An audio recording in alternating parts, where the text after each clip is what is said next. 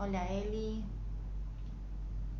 bueno, hola a todos, hola Pali, qué lindo, bueno, otra vez verte, hola Ceci, Maga, qué lindo, qué calor hoy chicas, bueno hablo chicas porque todavía somos todas mujeres, las que se van uniendo, qué calor hoy, ¿cómo estás Pau? Qué lindo verte acá. Bueno, vamos a ir esperando que se vayan uniendo. Ahí va, se van uniendo más. Y bueno, contarles, me olvidé de avisarles que al final hoy el tema que más votaron fue desvalorización. Ahí va, hola Claudia, qué lindo. Habíamos planteado, hola Nori, bien. Habíamos planteado dos temáticas. Gracias, Pau, muchas gracias. Habíamos planteado dos temáticas para abordar, para que elijan. Aprovechen, porque no siempre van a poder elegir, en algunos voy a plantear yo. Hola Nori. Dos temáticas para que elijan, que eran desvalorización y agotamiento, y ganó desvalorización.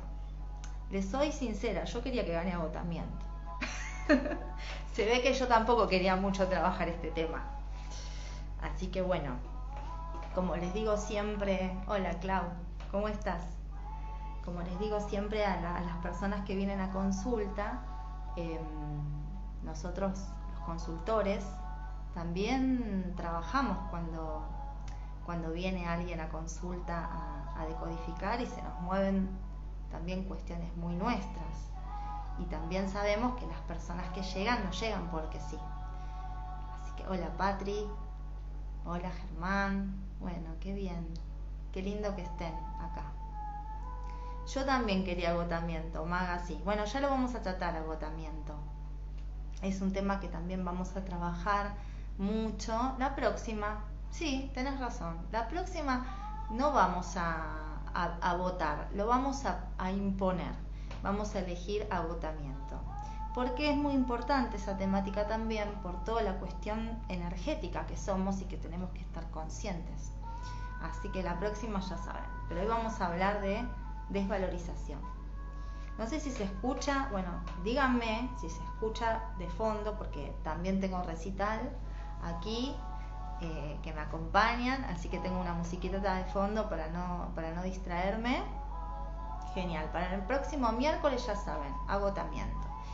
Y como hubo problemas la semana pasada, no sé si se acuerdan, no se había grabado el vivo, bueno, fue en medio un lío la semana pasada, entonces se grabó una parte y toda la parte de los recursos no se grabó. Entonces esa parte está también perfecta. Gracias, Patri. Esa parte de los recursos está también ahí, o sea, en un enlace que nos lleva directo a YouTube. Y explicamos ahí los recursos, que fue parte de lo que hablamos y que estuvo muy rico el miércoles pasado, que trabajamos ansiedad. Acá me dicen aguante Carriego. Sí, aguante Carriego y aguante Entre Perros, que son las bandas que tocan acá al lado. Sí, son muy buenas bandas, muy recomendables los chicos. Bueno, vamos a empezar como a adentrarnos en esta temática de la desvalorización, que es una temática que en algún punto nos toca a todos. Entonces quiero, o sea, quizás pensaba no el sentido de este vivo, o sea, el sentido de este encuentro de colibrí, quizás es que algo te pueda hacer un poquito de ruido, que algo te haga algún tipo de pregunta, como para ir por algún lado, por alguna terapia o alguna intervención que a vos te resuene, ¿no? Yo voy a hablar desde el lado de la decodificación, pero quizás encontrás otro abordaje que más resuene con vos, pero sí es importante que podamos estar conscientes con qué tiene que ver la desvalorización y qué aspectos de nuestra vida en algún punto tocan. Entonces, buscándolo etimológicamente, la palabra desvalorización implica quitarle valor a algo, quitarle un valor o un atributo a algo. Eso es la desvalorización, desde lo etimológico, ¿no? Y desde la decodificación lo vamos a entender. Hola Belu, ¿cómo estás? Vamos a entender este conflicto, este síntoma de la desvalorización desde una mirada, desde lo biológico, desde una mirada desde lo emocional, desde lo relacional y también desde nuestro árbol genealógico, desde lo transgeneracional. Entendiendo desde esta mirada integral que nosotros somos seres espirituales que venimos a hacer una experiencia humana. Y como seres espirituales que somos, creamos, nuestra alma crea un plan de lo que va a venir a trabajar a esta vida, un propósito. Entonces, desde este lugar nos ubicamos no en un lugar pasivo en el que las cosas me suceden y en el que soy una víctima, sino en que yo, mi alma, y esto vuelvo a decir, y esto lo voy a decir siempre cuando empecemos estos encuentros, intenten quizás descalzarse o imaginar que se descalzan, pero dejen a un lado ese costado de nuestra mente racional que le cuesta, que necesita encasillar todo. Traten de conectar con su otra parte y recordar todas estas cuestiones que si les resuena y si están acá en este vivo es porque no les es algo ajeno. Entonces dejen a un lado esa parte de la mente y cuando la mente aparezca, respiren y sáquenla y vuelvan acá. Entonces, nuestra alma eligió experiencias de desvalorización para comprenderlas y trascenderlas, ¿no? Entonces vamos a entender desde la decodificación que afecta a nivel biológico. O sea, acá hay un conflicto biológico que se constituyó cuando se fueron gestando nuestras capas embrionarias. En la tercera capa embrionaria, que es la etapa que se gesta el mesodermo, es donde se gesta nuestro aparato esquelético y muscular, nuestra sangre, el vaso, las gónadas, las glándulas suprarrenales. Todos esos órganos y partes de nuestra parte biológica tiene que ver con conflictos de desvalorización. En general, mayormente en la parte de los huesos es donde más se ancla la desvalorización. Entonces, nosotros podemos, la desvalorización es tanto lo que nos toca, que obviamente podemos tener conflictos en la sangre, conflictos en los huesos, conflictos en el vaso, en las glándulas suprarrenales, en el miocardio, en muchos órganos de nuestro cuerpo. Pero también la desvalorización afecta a nuestras relaciones con los demás, fundamentalmente en nuestras relaciones de pareja, en las relaciones con un otro, con nuestro entorno, y también en relación a la carencia, a la abundancia y a la prosperidad, porque la desvalorización tiene que ver con el valor, precisamente, con darme valor. Entonces, como decíamos la otra vez, o como venimos diciendo y adentrándonos cada vez más en esta lógica, precisamente lo que hace la decodificación es ir a esas situaciones dolorosas que fueron y acá vuelvo a hacer un paréntesis, que es muy importante. No es la situación en sí misma, sino cómo nosotros lo vivimos. Y esto siempre lo voy a aclarar. O sea, no es la situación objetiva en sí, sino como nosotros lo transitamos. Entonces, a lo largo de la vida hubo situaciones en las que yo viví la desvalorización. Y esto dejó una herida, dejó una marca, la desvalorización. Entonces, ¿qué hace la decodificación? Bueno, va ahí, a esas situaciones. Hola Lau, ¿cómo estás?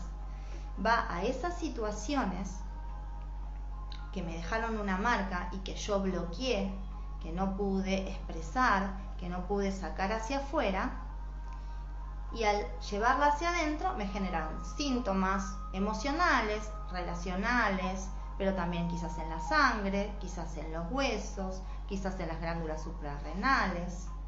La fibromialgia tiene algo que tiene que ver también con las suprarrenales. Me genera síntomas. Y acá tomamos el síntoma siempre como una oportunidad, no como algo malo, sin a suprimir solamente, sino para poder entender para qué, el para qué de ese síntoma. Gracias, Azucena, muchas gracias.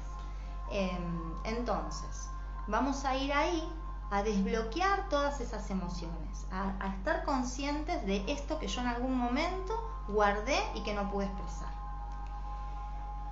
Pero como venimos hablando en estos encuentros, que este es el cuarto, la madre es muy importante en nuestra valorización y nuestra desvalorización. Fundamentalmente porque, como venimos hablando, todas las emociones que mamá sintió a lo largo de nuestra gestación a nosotros nos dieron vida. Esos elementos nos dieron vida, todas sus emociones nos generaron vida. Entonces nosotros vamos a repetir lo que da vida, vamos a tomar eso que fue nuestro alimento emocional.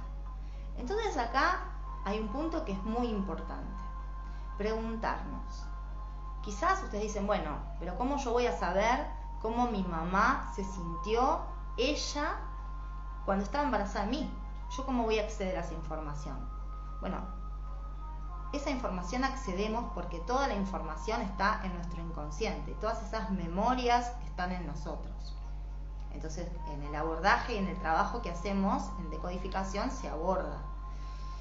Pero acá es muy importante entender qué le pasaba a mi mamá.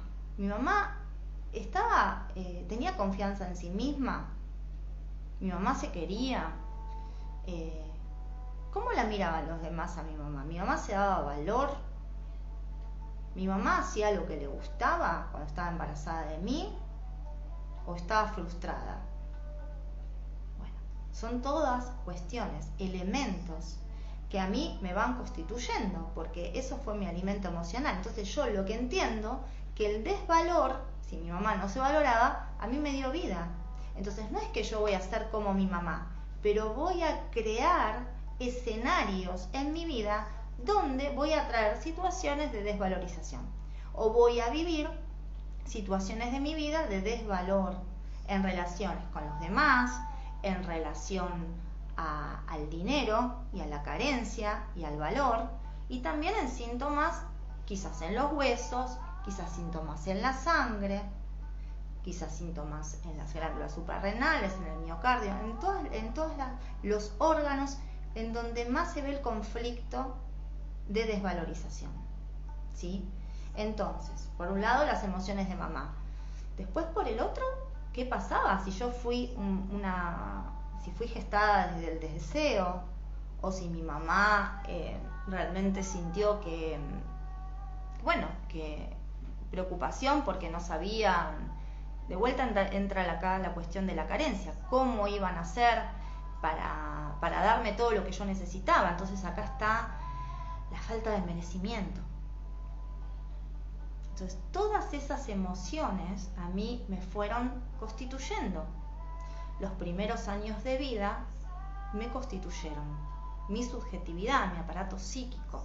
Entonces acá es muy importante entender, y por eso volvemos a decir que cuando los niños manifiestan síntomas, esos síntomas son los síntomas de los padres, no son los síntomas de los niños. Entonces por eso trabajamos directamente con los papás. Hola Sandra, ¿cómo estás? Entonces, como vamos a retomar, a lo largo de nuestra vida nosotros hemos vivido situaciones de conflicto que nos generaron emociones que fuimos bloqueando, que generaron desvalorización. Las emociones de mi mamá me dieron vida, entonces voy a repetir la desvalorización. Ahora,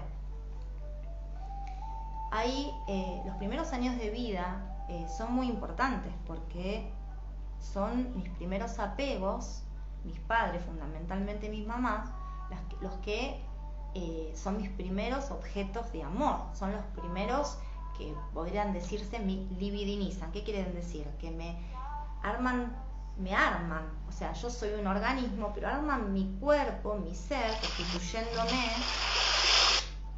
constituyéndome, entonces todo ese amor que mi mamá me brinda, todas esas palabras de amor, de decirme que valgo, de que me quiere, que me acuna, que me sostiene, todo eso me va constituyendo.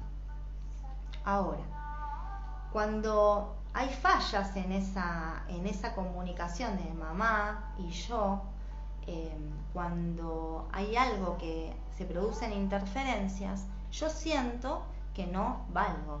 Son lo que se llaman las heridas de la infancia, que se constituyen en los primeros años de vida.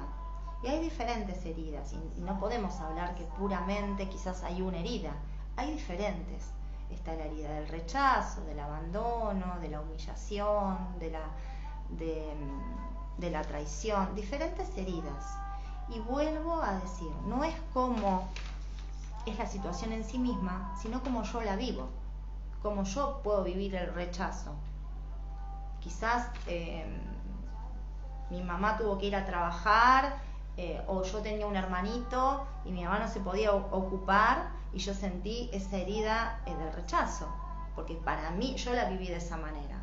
Entonces, esas heridas que se constituyen en los primeros años de vida hacen que yo tenga que armarme mi personalidad a través de una máscara, porque esa máscara me permite actuar y gestionarme en la vida, y me permite que los demás me quieran, porque alguien que no se valora, en general lo que está buscando todo el tiempo es que el otro le dé valor, porque quizás sentí que mi mamá o mi papá o esos primeros apegos no me dieron el valor que yo necesitaba, y yo lo viví de esa manera.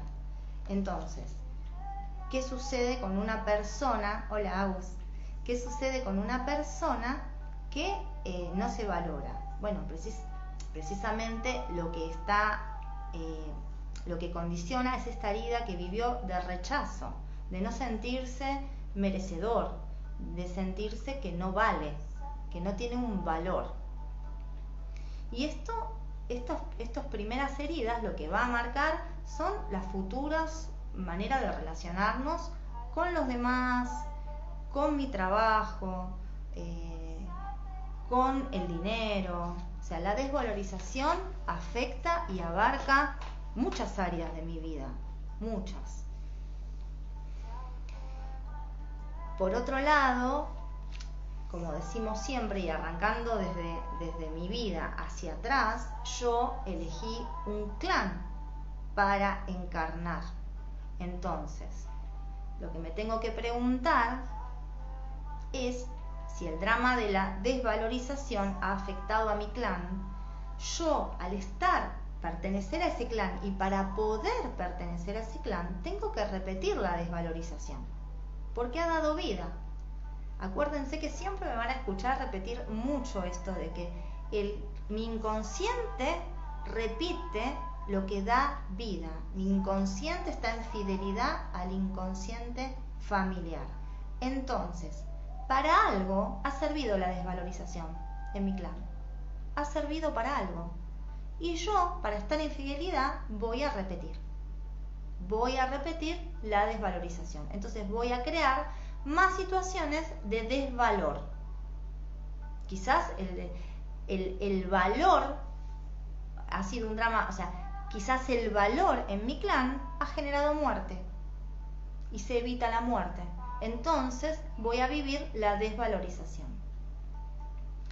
Entonces, yo lo que me preguntaba hoy, ¿no? El sentido fundamentalmente de este vivo, porque el intento de estos encuentros es esto de que nos podamos preguntar, que algo nos haga ruido, que algo nos movilice. Y les puedo decir, y acá creo que, bueno, yo trato de ser lo más auténtica posible.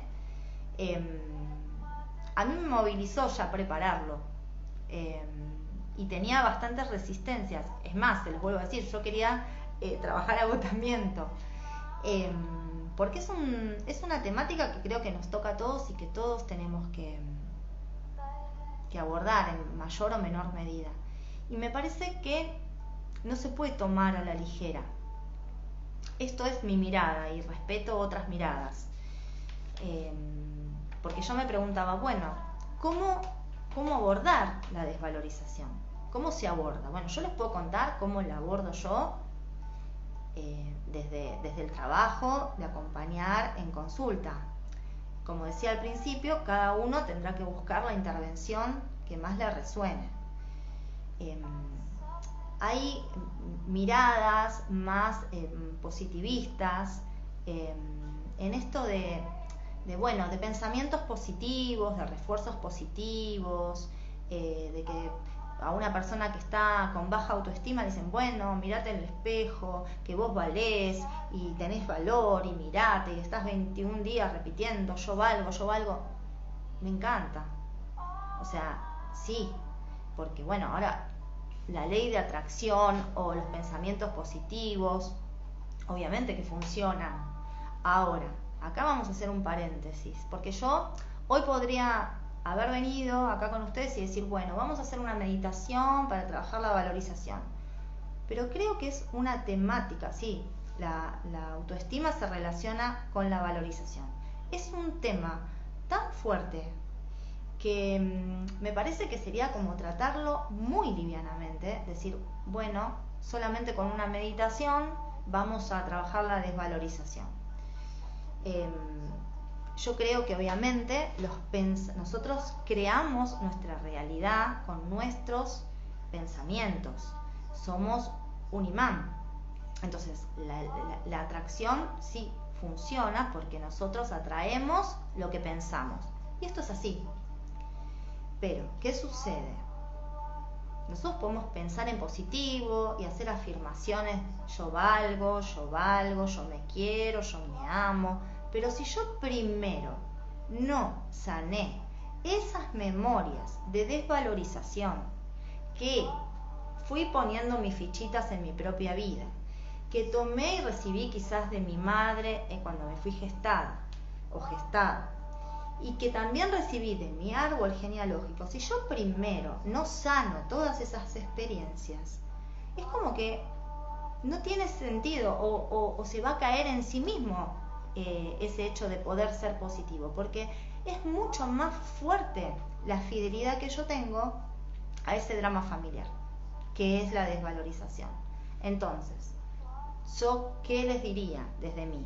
Bueno, que primero hay que poder sanar, que primero hay que poder sacarse todas las mochilas, y quizás uno puede sanar en un acto de conciencia que es 1 minuto. Quizás hoy a alguno en este vivo hay algo que le hizo ruido y hizo un clic, o quizás va a empezar a buscar por algún lugar.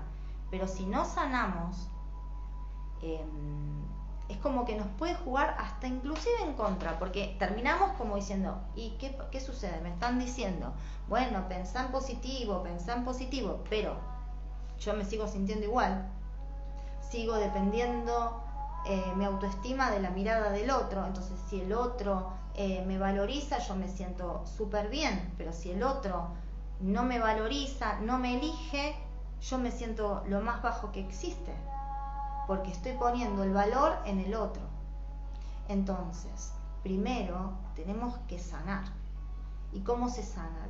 Desde la conciencia, desde la comprensión, desde el entendimiento para luego, sí, atraer pensamientos positivos, porque sí, en realidad somos un imán, y todo lo que pensamos lo atraemos.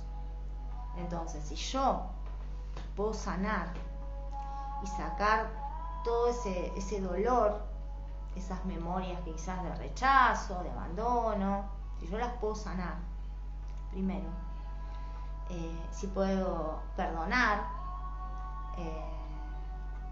claro, la inseguridad. Acá me pregunta Paula si la inseguridad sería una consecuencia. Claro, sí, la inseguridad es una consecuencia porque no siento que tengo valor, entonces se puede manifestar en mi trabajo, o en mi estudio, o en mi rendimiento, o en mis relaciones.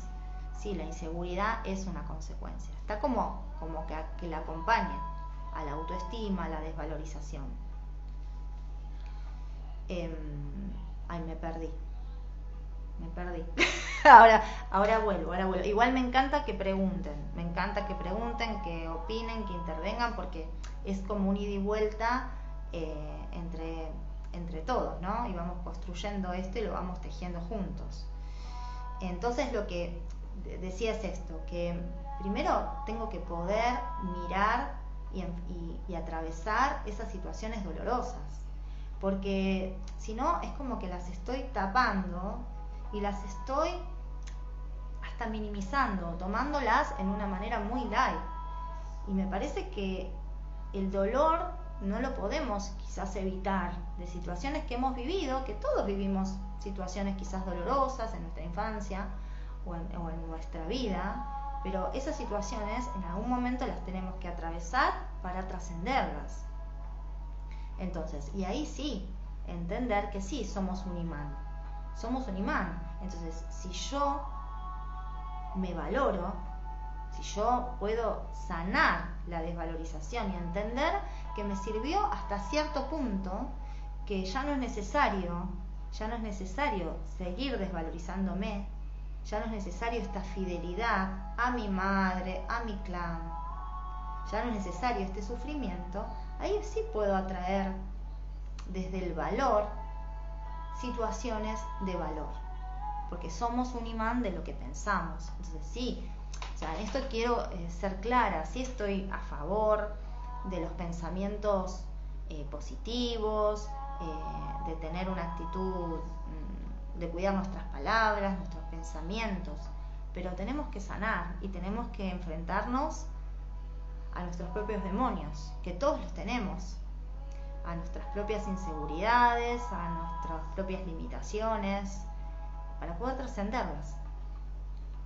Entonces, un poco hoy era poder que nos podamos preguntar sobre todo esto, porque todos vivimos situaciones así, y quizás alguno tiene algún problema en la sangre, otro en los huesos, otro en los vínculos, en las relaciones de pareja, otros en relación a la carencia, a la abundancia, al sentir, porque está muy ligado al merecimiento, al sentir que me merezco. Otros les cuesta cobrar por su trabajo, sentir que tiene un valor, sentir que son buenos en lo que hacen. Entonces, hoy quería como dejar esta inquietud, y hoy se me vino como que recordé un cuento que quiero ahora compartir con ustedes, que es un cuento de Jorge Bucay, pero en su momento cuando lo he leído me ha hecho mucho ruido en relación, acá me están preguntando, ¿cómo se puede ayudar a sanar a alguien que conocemos que tiene esta grande desvalorización por parte de su clan? Bueno, primero esa persona tiene que querer sanar, porque a veces lo que nos sucede es que cuando nosotros convivimos o tenemos a personas que queremos mucho, queremos, bueno, que sanen, pero es una decisión personal, porque sanar no es romántico en el sentido de que implica, claro, no es consciente de esto, implica meterse y tratar de ser conscientes.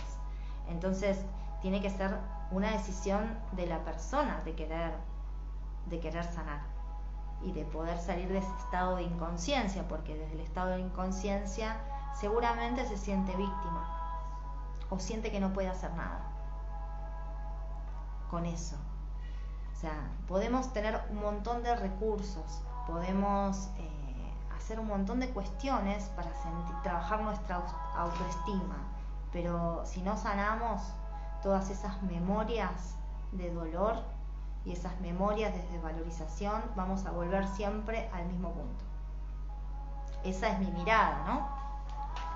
Entonces les contaba que elegí este cuento que me gustó mucho y que quería compartirlo con ustedes para que los deje pensando cómo, bueno, primero se los voy a leer, porque si ya les voy contando el porqué del cuento ya me estoy adentrando y es como un chiste que se explica, así que no. Voy a bajar un poquitito la música para poder leerles este cuento que se llama El elefante encadenado. Capaz alguno lo conoce, es de los recuentos para Demian. Y dice así: cuando yo era chico, me encantaban los circos, y lo que más me gustaba de los circos eran los animales. También a mí, como a otros, después me enteré, me llamaba la atención el elefante. Durante la función, la enorme bestia hacía despliegue de peso, tamaño y fuerza descomunal. Pero después de su actuación, y hasta un rato antes de volver al escenario, el elefante quedaba sujeto solamente por una cadena que aprisionaba una de sus patas a una pequeña estaca clavada en el suelo. Sin embargo, la estaca era solo un minúsculo pedazo de madera apenas enterrado unos centímetros en la tierra. Y aunque la cadena era gruesa y poderosa, me parecía obvio que ese animal, capaz de arrancar un árbol de cuajo con su propia fuerza, podría con facilidad arrancar la estaca y huir. El misterio era evidente. ¿Qué lo mantiene entonces? ¿Por qué no huye? Cuando tenía 5 o 6 años, yo todavía confiaba en la sabiduría de los grandes. Pregunté entonces a algún maestro, algún padre o algún tío por el misterio del elefante. Alguno de ellos me explicó que el elefante no se escapaba porque estaba amaestrado. Hice entonces la pregunta obvia: si está amaestrado, ¿por qué lo encadenan? No recuerdo haber recibido ninguna respuesta coherente. Con el tiempo me olvidé del misterio del elefante y la estaca. Y solo lo recordaba cuando me encontraba con otros que también se habían hecho la misma pregunta. Hace algunos años descubrí que, por suerte para mí, alguien había sido lo suficientemente sabio como para encontrar la respuesta.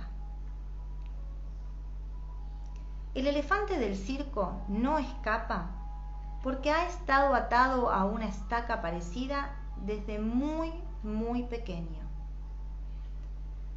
Cerré los ojos y me imaginé el pequeño recién nacido sujeto a la estaca. Estoy seguro de que en aquel momento el elefantito empujó, tiró y sudó tratando de soltarse. Y a pesar de todo su esfuerzo, no pudo.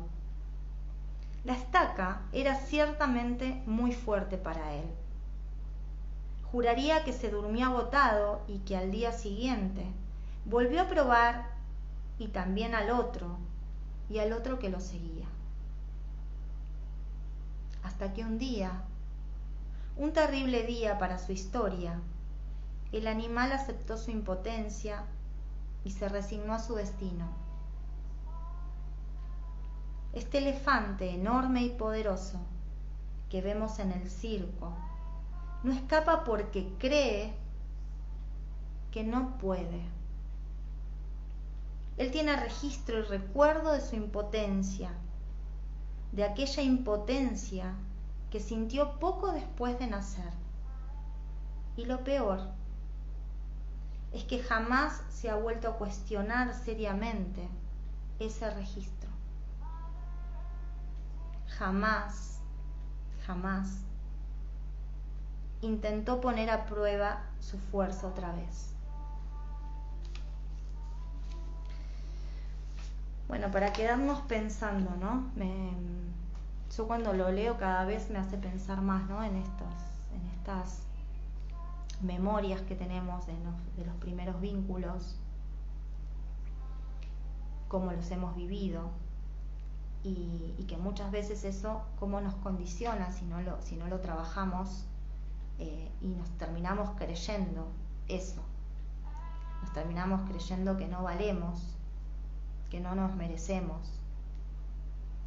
Y me parece que, bueno, quería dejarles esto para que podamos reflexionar, si no somos un poquito como ese elefante, y que quizás la estaca que tenemos nuestra, ¿no? es mental, o tenemos estos condicionamientos que tenemos que sanar, pero que podemos crear otra cosa, que los límites, o sea, los estamos creando también nosotros.